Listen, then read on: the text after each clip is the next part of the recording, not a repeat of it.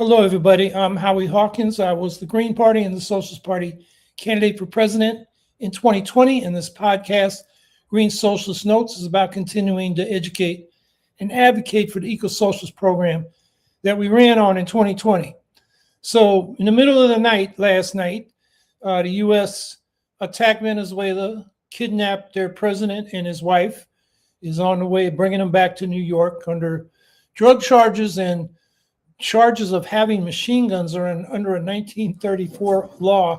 I don't quite get that part of it, but this is blatantly illegal under international law. It's a violation of our constitutional principle that Congress declares war. More grounds to impeach Trump.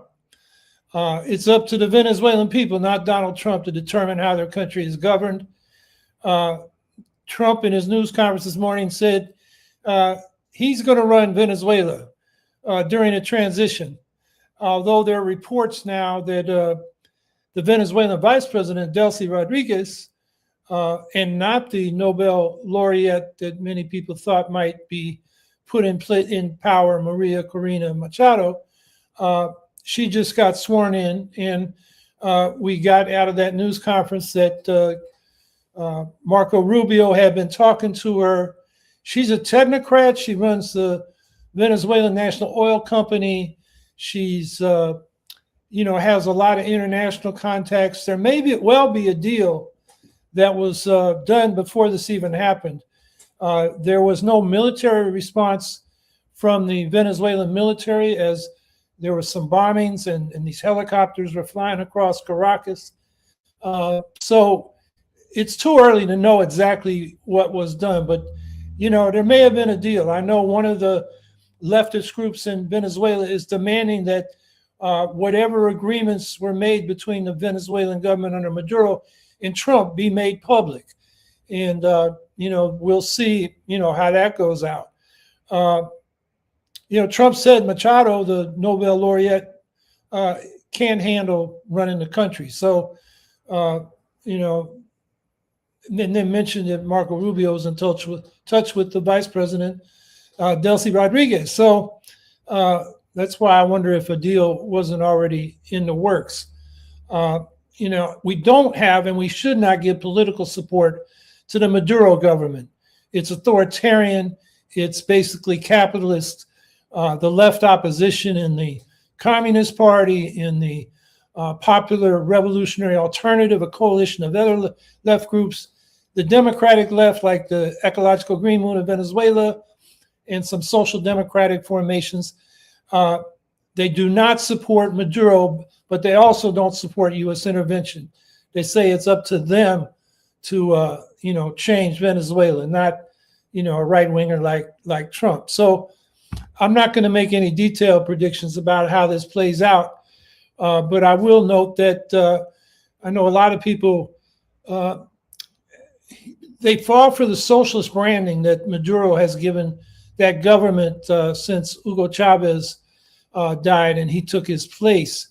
And you can go back to the elections of their National Assembly in 2015, where the opposition won, and then, Maduro, went through a lot of somersaults to set up an alternative legislature that he controlled, to the election last summer, 2024, where, there were credible exit polls by Edison Research showed Maduro lost by a 2-1 landslide. The precinct reports of, the vote in each polling place, which the opposition parties had a right to, they collected them in most of the places where they could get them. It showed similar results. It was a landslide against Maduro. But the Maduro government and its apparatus never published the results, collated of those precinct reports. And so, everybody from Amnesty International and the UN Human Rights Council to the Carter Center, everybody said this was not a legitimate election. So you don't have to back Maduro politically to oppose what the U.S. is doing here. And, progressive presidents in Latin America did not support Maduro's election. Petro in Colombia, Lula in Brazil, Boric in Chile, they knew the election was stolen. And if you see their statements out today, they are not saying Maduro's legitimate, but they're saying the U.S. has no right to go in. It's a violation of international law. They're calling on the UN to step in, the international community. And, I also point out, because I've been in touch with the Venezuelan Greens, right after that stolen election, two of their prominent leaders, Carlos Chancellor and Americo de Grazia, they come out of the traditional left of the, basically the new left in Venezuela. They were doing this before Hugo Chavez even appeared on the scene. And they were disappeared and abused in detention for over a year. And the reason is, they protested the election, but they also have protested the Maduro government's opening up of the Orinoco mining arc to exploitation in ways that are destroying the environment and violating the rights of the indigenous people that live there. And they've been outspoken about that, and that's why they incurred the wrath of Maduro. And they disappeared. The families couldn't find them for months. That's the kind of government that's there. But, it's not up to Trump. God, Trump, of all people, to set things right in Venezuela. That's up to the people of Venezuela. And, just the racist arrogance of this, before this invasion started, that's what I was going to talk about. And I'll do a little bit briefly now, the racism of the Trump administration. And, one example that just struck me the other day was, looking at that national security strategy paper. And you read it, you have to read all the way to the last of 29 pages to get to the heading of Africa. And then there are just 3 paragraphs. After all this talk about making Europe white again, by supporting the election of far-right anti-immigrant parties in Europe, and closing the borders and, sort of stating for Europe the anti-xenophobic, racist, anti-immigrant position of the Trump administration. And then it devotes the last 3 paragraphs of this 29-page document under the heading of Africa. And what it says is the U.S. is going to stop aid and go to trade. And so they're going to focus on trade and investment, particularly in what they project as profitable avenues for the U.S. U.S.-backed nuclear energy, liquid petroleum gas, and liquefied natural gas, So, in other words, they're going to screw the poor, the sick, and the climate in order to make profits from nukes and fossil fuels. That's the Trump policy toward Africa. And another thing going on is all this, xenophobic, racist denigration of the Somali community. And there was a scandal involving the stealing of benefits, but the person in charge of that, it went to a nonprofit called Feeding Our Future, was a white woman named Amy Bach. The nonprofit stole $250 million from the Federal Child Nutrition Program. That's a problem. She and there were Somali accomplices. They should be prosecuted.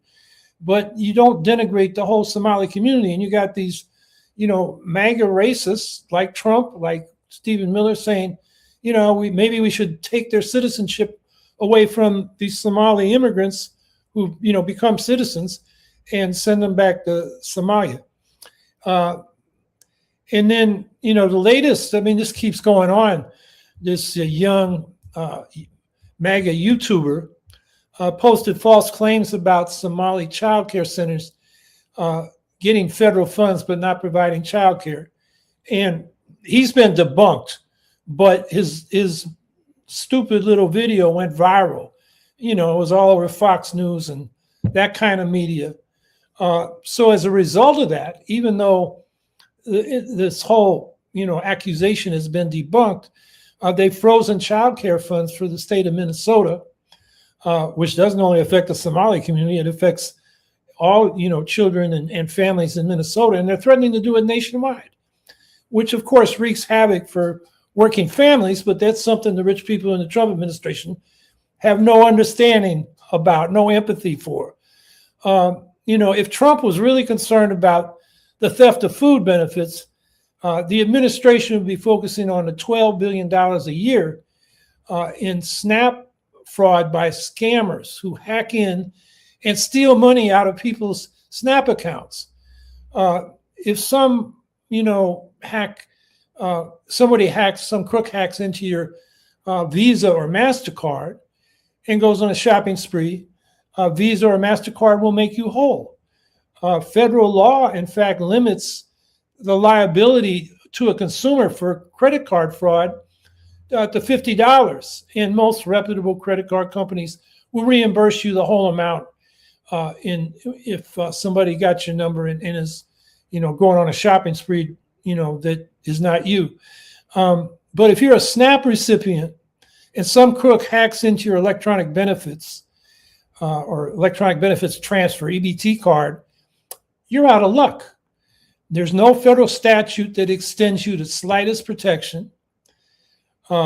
California and Maryland have state laws that provide some protection, but most states don't. So if your SNAP money gets stolen, you're out of luck. You just go hungry. In 2022, Congress noted uptick of SNAP benefits fraud and authorized states to provide reimbursement to victims for 2 years, which happened. It depended how well it happened, depended on the state. But that federal law was not renewed in 2024 because the damn richest man in the world, Elon Musk, went on a social media storm full of falsehoods against it. And so, Congress chickened out. And, this has probably happened to someone It happened to one of my nieces, Shantanique Waller. You can read about it in a link that we'll post. And it's from our local newspaper. And Shantanique had $699 in her SNAP benefit, getting ready to buy groceries for Christmas. And it turned out somebody had drained her account. And she'd already coped with the cutoff or reduction of SNAP benefits when the government was shut down a month before. So, and then she tried to, get some recourse. And SNAP said, nothing we can do. The state attorney general said, nothing we can do. Local government said, nothing we can do. The newspaper followed up on this. And all the government officers were pointing the finger at somebody else. So, now people like Shantanique and others who have their SNAP benefits stolen are wondering if their benefits are going to be there next month. It's, it's white collar crime. And of course, the Trump administration doesn't give a damn about that. It was a $250 million scam or fraud in Minneapolis. And, that should be prosecuted, but Trump administration is using it for its mean-spirited anti-immigrant crusades. And where is the Trump administration on this $12 billion in SNAPs, benefits being stolen, including 100,000 here, just this last couple of weeks in my county. And where are they on private consumer fraud, which was up in 2024 by 25% to $12.5 billion a year. We mentioned SNAP fraud is at $12 billion. The big one is Medicare and Medicaid fraud. It costs U.S. taxpayers $146.5 billion annually in 2024. The Medicare fraud was $60 billion of that. The Medicaid fraud was about $86.5 billion of that. And again, this is not older people stealing health care from Medicare or poor people stealing it from Medicaid. It's profit-oriented providers who are stealing Medicare and Medicaid funds by billing for services that are not provided, performing unnecessary tests and treatments, or just upcoding claims to get higher reimbursements. And the Trump administration has just stopped prosecuting white-collar crime. The DOJ, the Department of Justice, and FBI have largely stopped investigating foreign bribery, money laundering, public corruption.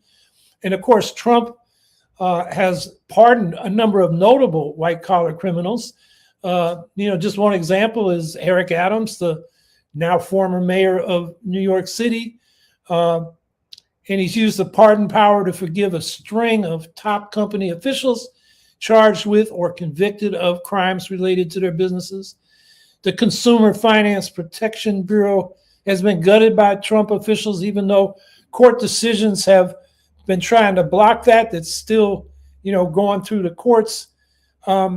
It's open season for white collar criminals. So, back to Trump's national security strategy. The world is envisioned by Trump and Putin and Xi Jinping, and it's like Orwell's 1984. If you remember, there were three superpowers in the world that were always at war with each other. Oceania, which is like the US and its allies. Eurasia, like Russia and its allies. And East Asia, like China and its allies. And those are the three big superpowers that this so-called developing multipolar world is they're talking about. And I want to put in the chat an article by Ilya Matveev, who's a Russian leftist exile, who examines this emerging era of inter-imperialist rivalry and asks what's really driving the strategies, the imperialist strategies of Russia, China, and the United States.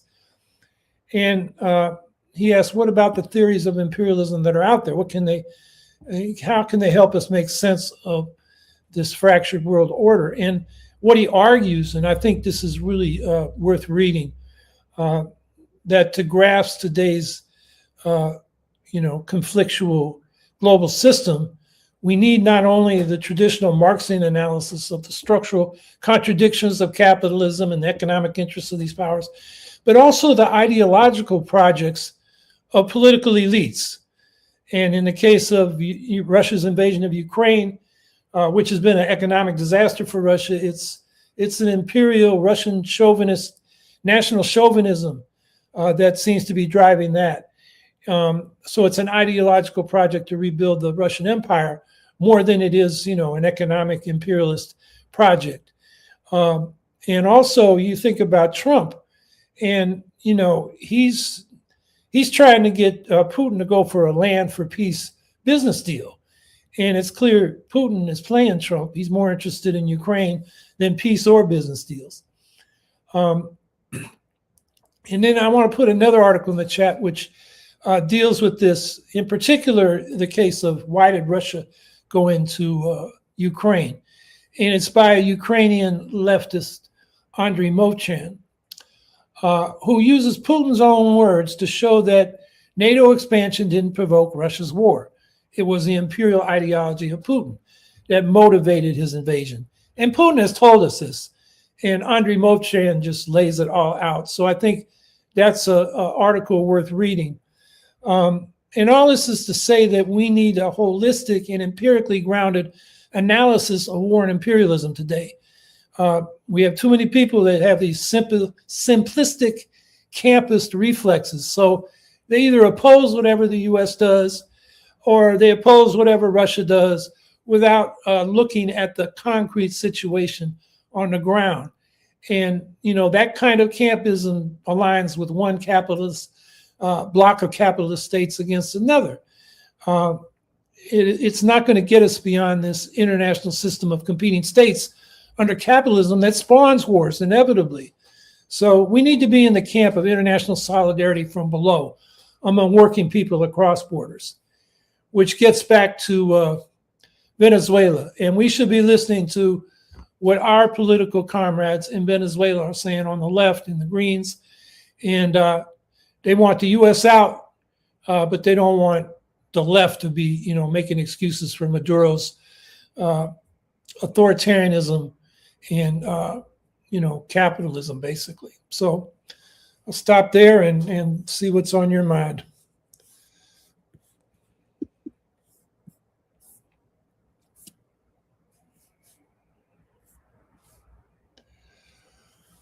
Cole McMullen. Does recent U.S. actions by U.S. and Venezuela increase the likelihood that China will blockade Taiwan?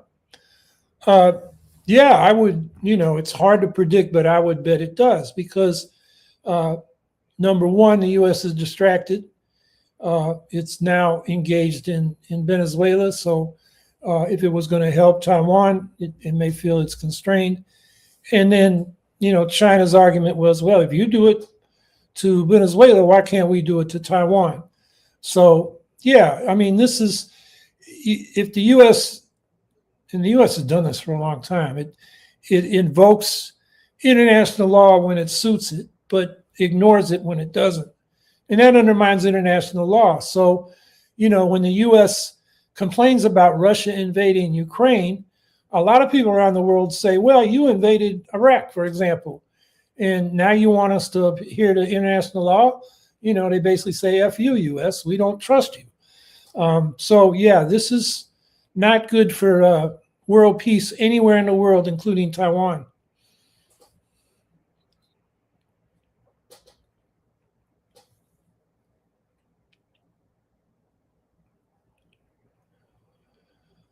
Scott 164. Trump didn't just bomb Venezuela, he also froze child care funding. Got any thoughts? Yeah, that's what I was just talking about. And he uses racist rationales to do so. So in the case of the child care funding, it's alleged, and actually the allegations have been already debunked, that Somali child care providers were taking money and not providing child care. And so he freezes it for Minnesota, and then is talking about freezing it for the whole country, which is, really using, racist scapegoating of Somalians to go after, public provision of child care everywhere, which is part of their right-wing, neoliberal agenda. So, yeah, and bombing Venezuela, that is not out of love for the people of Venezuela, who do not want, Yankee imperialists coming in and running their country. So it's, I think part of why Trump may be doing this is to distract from the Epstein disclosures, and just trying to change the subject because his popular support is plummeting. But, polling before this showed 70% of Americans said we should keep our hands off Venezuela. So, this may not help him politically either, but he may be flailing around. And then I think there are other interests in the Trump administration, particularly around Marco Rubio, whose wet dream is to overthrow the governments of Venezuela, and by doing so and denying the oil to Cuba, and, creating, more chaos. The people in these countries got to take care of their own governments. The U.S. Marines coming in and doing it, that's not what the Marines are there to do, to provide good government. They're there for another purpose. Vicky Corden, I hope Trump will not invade Greenland for the minerals that they have. Denmark said no to Trump, but there's no guarantee. He invaded Venezuela for the oil. Yeah, if he was looking for an easy victory, I mean, Venezuela has 32 million people with a long history of resentment at Yankee imperialism. Greenland is 60,000 people. You could take it over militarily and, basically handle whatever resistance 60,000 people, might provide. They wouldn't provide military resistance. And Denmark, would probably decide, it'd be smart not to try to, they'd take it to the UN. They wouldn't try to take it to the US military. So, Venezuela rather than Greenland, that's the question. Why didn't he, do the easier one? But maybe that was harder to, in their mind to persuade, the Western imperialist powers that it was justified, because, Greenland is like, going after Europe, whereas Venezuela is a country in the global South, and the former colonial countries of Europe have still not really figured out how to restore their relationship with the global South, which probably involves reparations, and they haven't really come to terms with that. So, yeah, Greenland would be a militarily and politically much easier than Venezuela, but it's something that I wouldn't put it past Trump. Vicky Corden, I heard Germany is building its military to protect NATO. United States is no longer reliable for NATO. Any thoughts? Yes, that is what all the Western countries have concluded. With Trump in there, they can't count on the U.S. And the fact that we elected Trump means they don't really going to trust us in the future anyway, because, you know, we may elect some Democrats who want to restore the Western alliance, and, you know, the Europeans going to look at us and say, yeah, well, next time you might elect another Trump. So we can't count on you. So it's not just Germany. It's all the countries of Western Europe. Ironically, particularly the Scandinavian and Eastern European countries, who are not the traditional military powers. You know, the Scandinavians were seen as neutral, like Sweden and Finland, who now have joined NATO because they're scared to death of what Russia might do.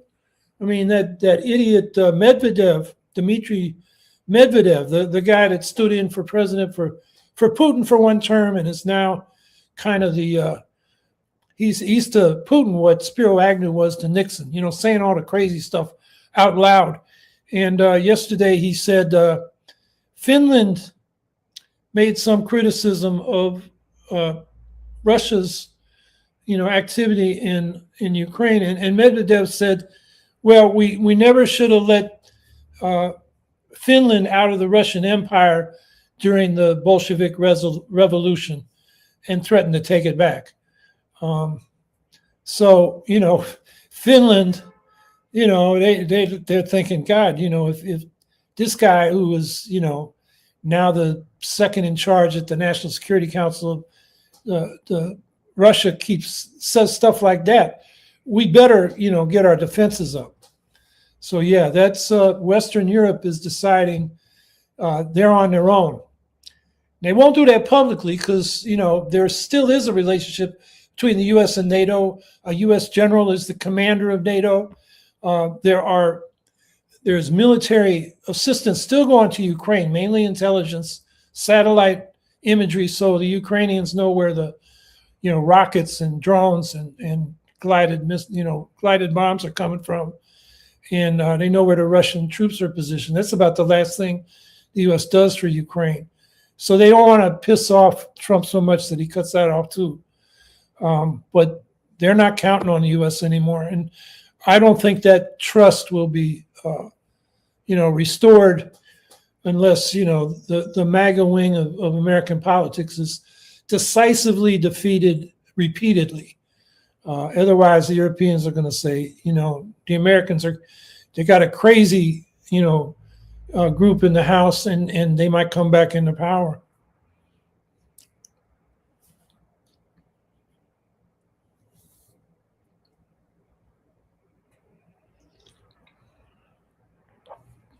Sky 164.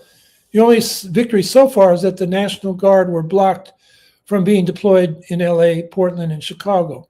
Is this a short-term victory or just delaying something worse? Well, the news I read yesterday seemed to be like Trump accepted that. On the other hand, you know, there's always the martial law. What do they call it? The Insurrection Act they could invoke, and, you know, basically take all the guardrails away from deploying U.S. troops in American cities. But it isn't popular, and I think politically, the Trump administration may be deciding this is not a popular move politically, and so that may be holding back Trump more than these court decisions. But the court decisions help. I mentioned the Consumer Finance Protection Board. You know, the Trump administration has basically gutted it. And the courts are saying, you can't do that, you can't dissolve it, you can't stop funding it. And so those decisions, you know, that legal process is still going on. I mean, what it may do is preserve this institution so it could be refunded and restored under the next administration. So, what court victories we can get help. And in this case, the court said, you can't send the troops into these cities. And the Trump administration seems to have decided, okay, we're going to let that one go for now. So is it a short-term victory or just a land for something worse? Well, something worse would be the Insurrection Act. Short-term victory, I think it's at least that. Whether it holds remains to be seen. It's we got to keep resisting these travesties directed toward immigrants that are, going on as we speak. It's like going into courts and grabbing people on their way in or out of court hearings on their immigration status is doing what they're supposed to do to take steps toward legal status or even citizenship. That is, it's unbelievable that you've got these goons walking around our courtrooms grabbing people. It's terrible. So we still got a lot to do.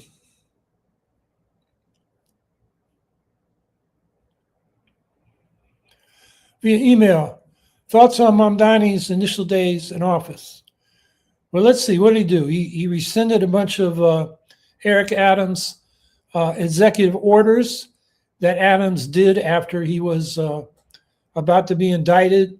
So he in a way that he wasn't legal. I can't remember the content of all of them. I thought, that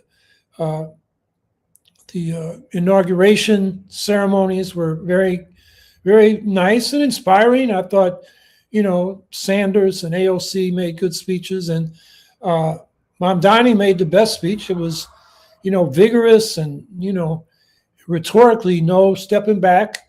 Following through is going to be difficult, as I've, talked about here before. I've got an article coming out in the winter issue of New Politics called what did I call it? A sobering but hopeful take on Mamdani's election. And the sobering part is, the election results weren't that big a mandate, lower than other Democrats got. The hopeful is, there is mobilization around his program in New York City.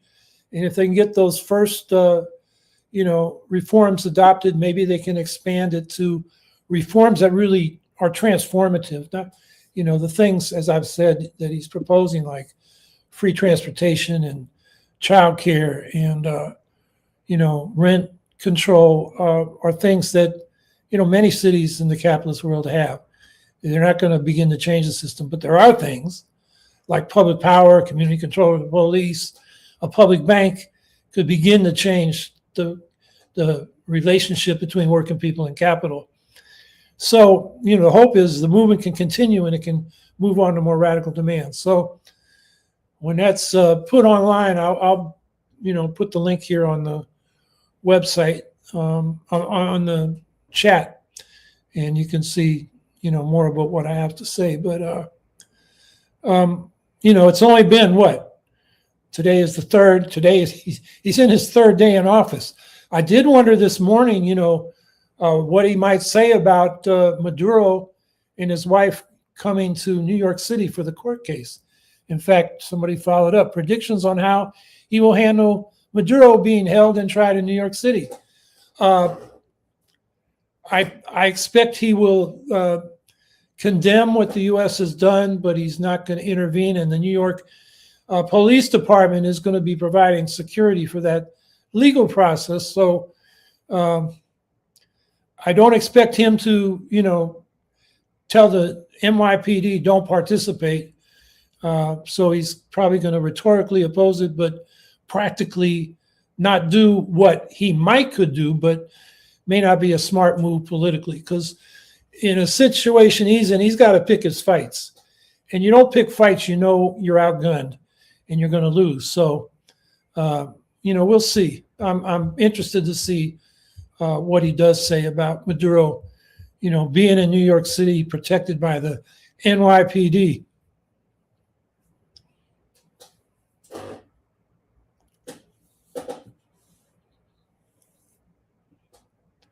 Scott 164. I am glad to have taken my political break, but I am a little rusty. I am seeing a video of secular talk saying the price for basic goods is out of control. Response on that. I know inflation continues. It's not like we had in the late 70s where it was really out of control. I know food prices have been going up because I know what I'm paying. I know what I'm paying on my grocery bills. Gasoline is down. I know what I pay for that.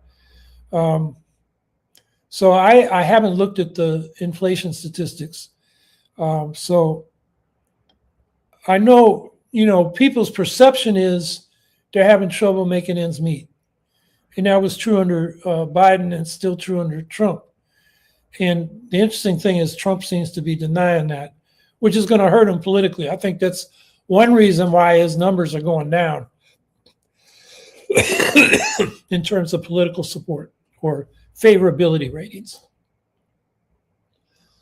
So, but I haven't seen any reports that inflation is, skyrocketing. And I think it depends on, I know energy bills, utility bills have gone up. Healthcare has gone up, man. I mean, here we are, what people are paying now if they're on Obamacare is, at least double on average what they were paying. So people are going to feel that. So, if that's how you get your health care, yeah, you're going to feel prices are out of control. And that's I think, really bounce back hard on the MAGA Republicans who don't give a damn about what people pay for health care. All right, what was I seeing? One of the Democratic members of Congress, I think it might have had to do with this end of the, Obamacare subsidies. And, Johnson told her privately, the speaker, that, okay, maybe this will make people work harder. That's the mentality of the Republicans. It's like any public benefits, you're only getting them because you're lazy and not working hard enough. Meanwhile, the federal minimum wage is still $7.25 or 15 cents. I forget which. It's and there are people working at that. I remember when I was, during the presidential campaign, we stopped at a Waffle House in just north of Alabama in Tennessee, and was talking to the, one of the waitresses, and she was making the minimum tip salary, which was like $2.13. And Waffle House is supposed to top her up to the $7.15 or 25 cents. And, we asked her, well, are they doing that? And she said, no, so she was working there, for $2.13 and whatever tips people passed her directly. Because what they're supposed to do with tips is put them in a common jar and then they divide it up. So yeah, there are people working for virtually nothing. And, if you're making that little amount, you probably can't even afford Obamacare with the subsidies. You're just out of luck.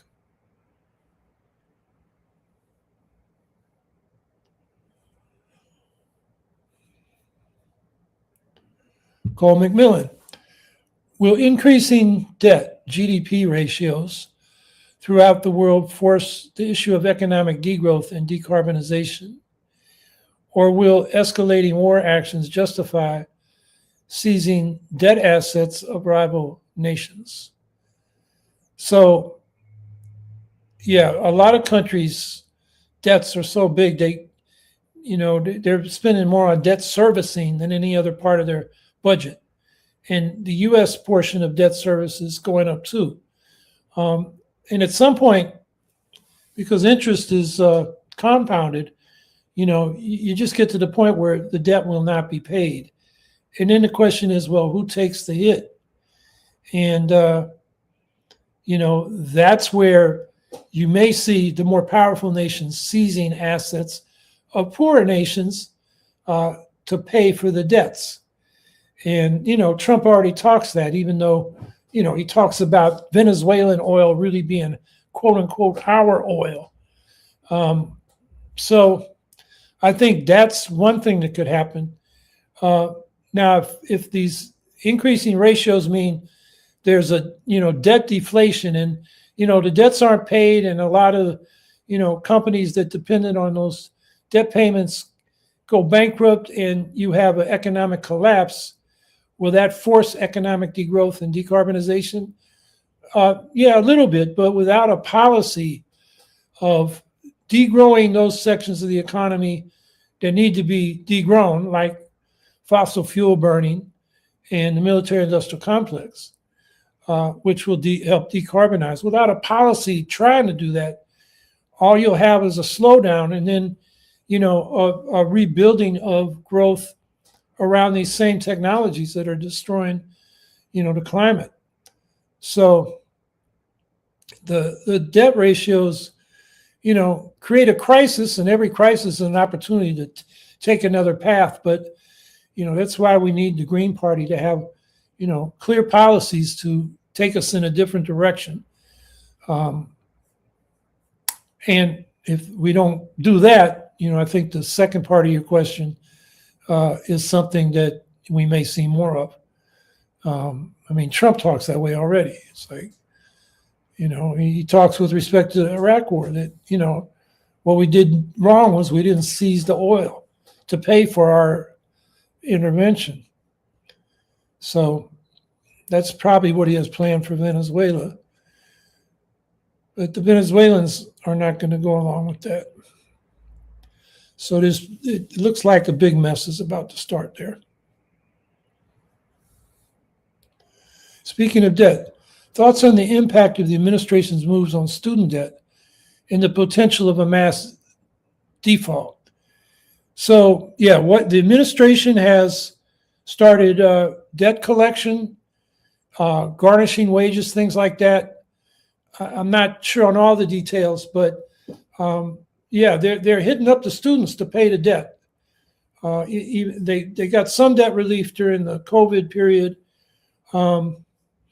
And then, there is talk of, mass resistance, refusal to pay. I'm not close to the organizing around that. If there's a mass default, then who gets left holding the bag? The government holds most of that debt. So, and the government could take the hit. It would, what I think they ought to do is take the hit and let the, students go ahead with their lives and spend their money on, buying houses and having children and, supporting the economy. So this is another case where, the Trump administration wants to squeeze the life out of people. They're a lot of these debts are a real burden on people just getting started in life after going to college or trying to go.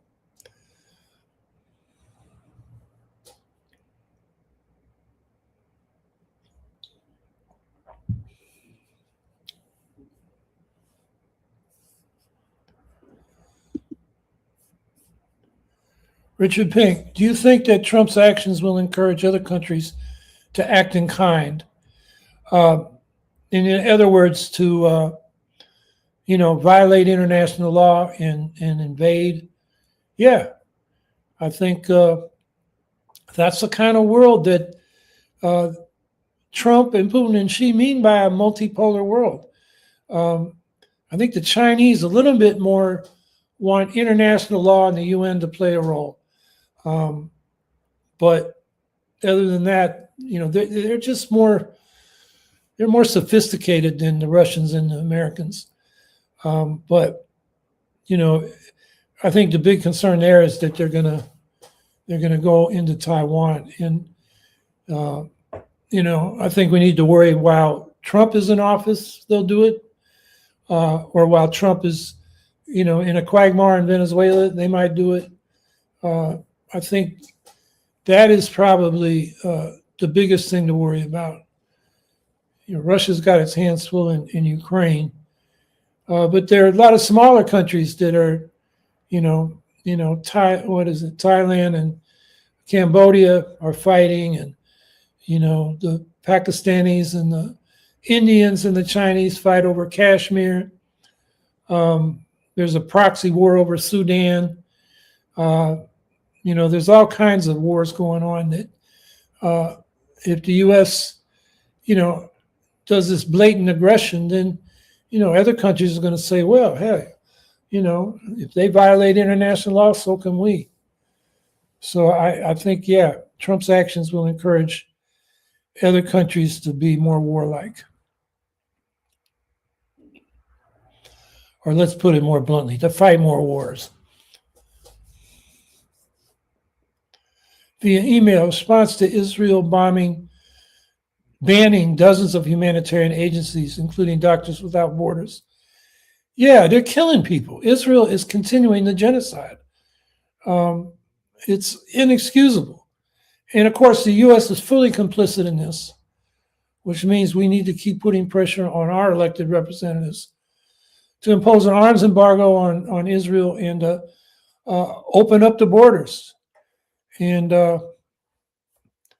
Israel really depends on the U.S., so we have the leverage.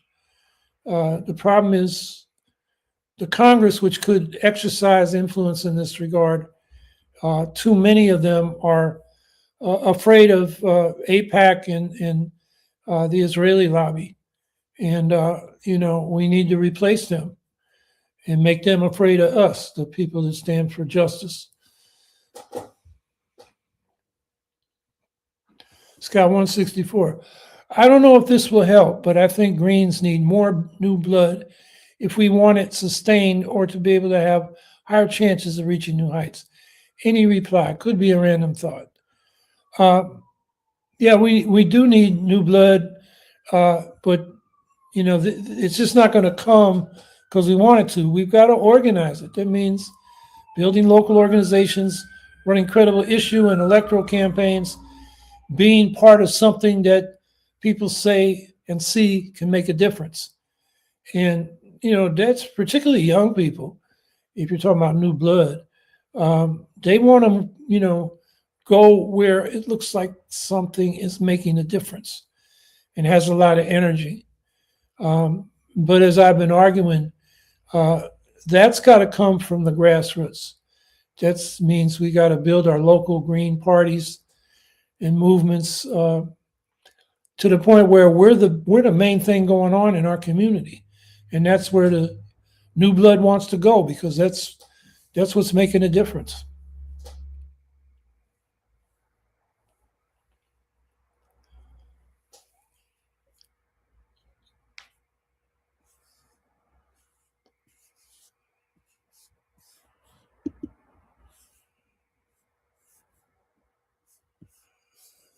Chris Blankenhorn. Everything we've talked about today on the show present opportunities for Greens to offer an alternative. We got to make sure we are engaged in showing up on these issues, putting our voice on the table. Yeah, absolutely. That's, first thing you got to do is speak up and show up and, let people know where you stand.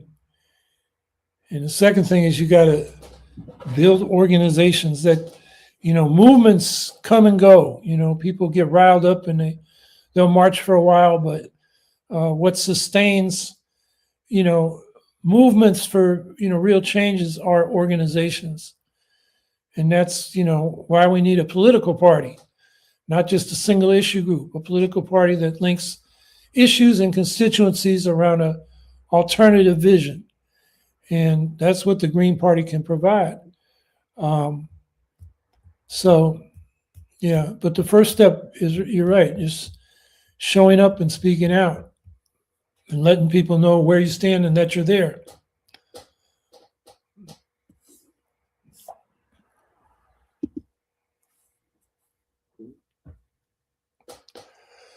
Chris Blankenhorn, my Democratic governor made a statement on Venezuela today. He condemned it for having no plan and risking U.S. service members' lives. No condemnation of imperialism because Dems have long wanted to depose the regime in Venezuela. There's a void for us to fill. Yeah, I think there are. Yeah, it's hard to generalize about the Dems, but for example, who did I hear? Seth Moulton, who's a pretty conservative Democrat, but he was very clear that it's none of our business. He compared it to Iraq, where he ended up serving, and he said it was he was very strong in condemning the action, and did he condemn it as imperialist? Yeah, in effect. I don't know if he used the word imperialism, but he he said this is not what the U.S. should be about. So yeah, the Democrats are coming out against this.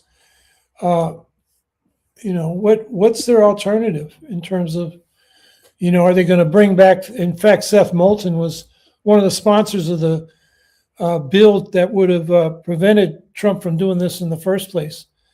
That never got a vote in the House because of Speaker Johnson. That's where they should go to Congress and say, stop the intervention. But in a way, it's like, as Colin Powell said about Iraq, it's like the what do they call those shops? Anyway, if you break it, you own it, and that's the problem now. May be the problem now. The one thing the Trump administration, at this point, and as I said, it's really early to predict anything, and we don't have a lot of the facts. But if they're going with Delcy Rodriguez, they're not doing what they did in Iraq, where they just eliminated the whole state apparatus around Saddam Hussein and the military and tried to rebuild everything new from scratch. It looks like they're trying to basically co-opt the Maduro regime to work with the U.S. and revive the oil industry, and everybody makes money. I think that's what their strategy is. So that anyway, I guess what I'm saying is, what are we condemning? It's hard to even know exactly what the U.S. is doing at this point. So I'm reading some of the via email. Did you see Representative Lawler's statement supporting LGBTQIA and in particular trans rights? I did not. He's a Republican down in the Hudson Valley in New York. He's a moderate Republican compared to the MAGA crowd. But he made a statement, I think, about Venezuela that was condemning it. I may be wrong about that. But yeah, it doesn't surprise me that Lawler, supported LGBT and trans rights. He lives in New York, which is a pretty liberal state. He reflects his district, and so he's a economic conservative, but he's not mean-spirited socially like a lot of the Republicans are.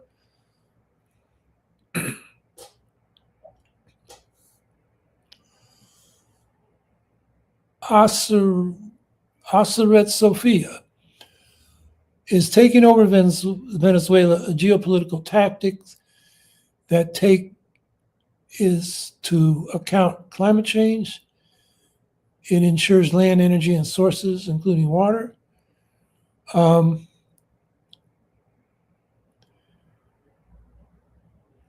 don't think, the problem with taking over Venezuela is they want to take all that, it's heavy crude. It's like the tar sands oil in Alberta. It's the dirtiest oil in the world. It's the most oil in the world, but if geopolitical, it amounts to climate change. It ensures land, energy, and sources. And if you're saying that this is bad for the climate, yeah, because and this was true of Maduro. They want to exploit that heavy crude and sell it around the world and, fill the atmosphere with carbon dioxide and other climate greenhouse gases. One of the things that I, admire of the late, what's his name? Dennis, South African anti-apartheid activist. God, I worked with him. Dennis, I'm blanking on names. Dennis Brutus. He had a meeting with Hugo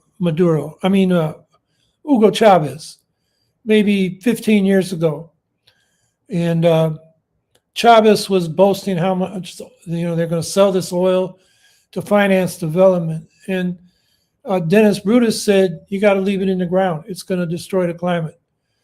And I know that because Patrick Bond, who we had on this podcast talking about the nature of global imperialism a few months ago, was in that meeting. And, he told me that Dennis had said that. And Dennis was fearless. I mean, this guy had gone to prison with Nelson Mandela.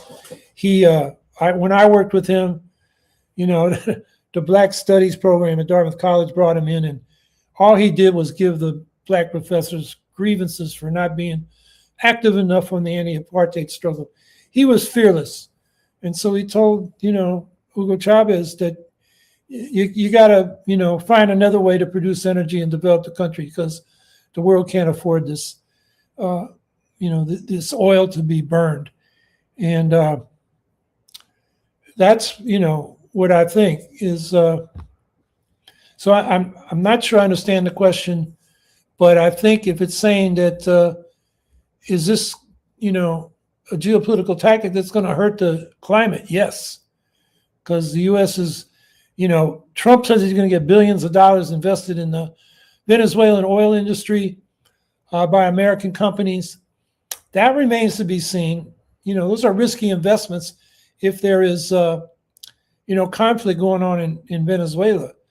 And, they may want the investment, but it may be hard to do. So it remains to be seen whether they can even pull this off. But,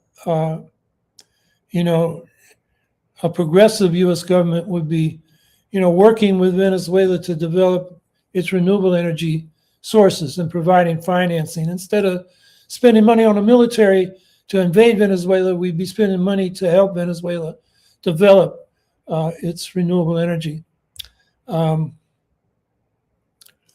That's why we need an alternative to the Democrats and Republicans. Okay, because of climate change, sources like water, land, and energy would be in the table. Is taking over Venezuela a geopolitical advantage over Russia and China? The U.S. may look at it that way. It's like another oil source that they can use vis-a-vis Russia and China. China is particularly dependent on oil, including Venezuelan oil that it imports. Russia's got its own oil.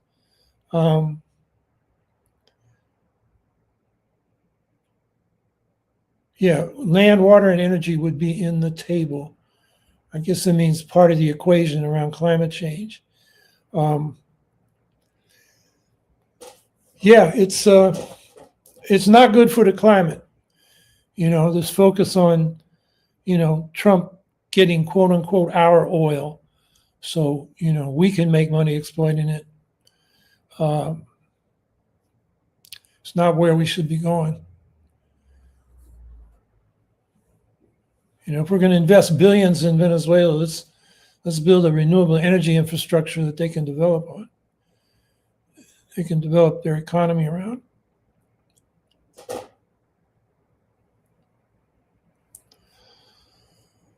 Okay, the hour is up, and it'll be interesting to see what happens this next week. We'll be here next Saturday, same time, talking about current events. I went to sleep last night wanting to talk more about, how the Trump administration is, racist toward Africa and toward its own people, the Somalis and the food stamp ripoff. And, then we get, an example of this, racist foreign policy by the attack on Venezuela, as if the Venezuelans don't have a right to determine their own future. So I hope everybody stays active. Working groups, it makes you feel a lot better, it makes you smarter because you get feedback. And we'll be here next week, and we'll see what this week brings and what it brings for Venezuela. So have a good week, everybody.